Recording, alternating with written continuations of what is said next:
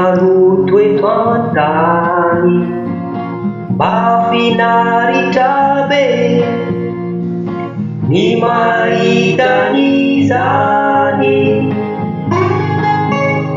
Tsy tokony alamina hoe mikorontana ambony ambany, zay vao mametraka ilay dingana tena mba hitondra mamy.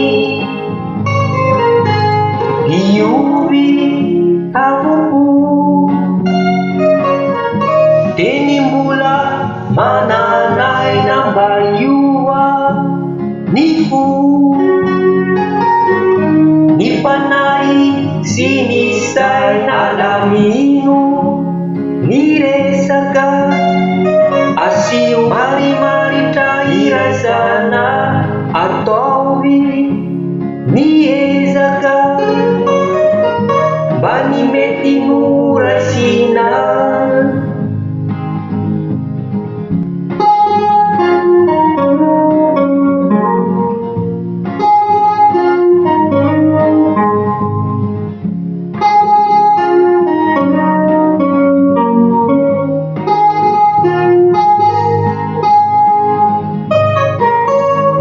Tsy tokony hialana ve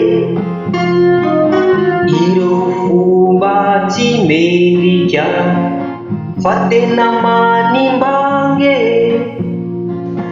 no sady mandrendrika. Tsy tokony esorina ve ny lainga sy ny falemena, manatanteraka izay teny nomena. Ialao malaky mba tsy hisy nenina, tsy maintsy ovaky ny ratsy afenina, esory aingakaingana ireo enta mavesatra ho lasa maivaimana mba tsy ho reraka.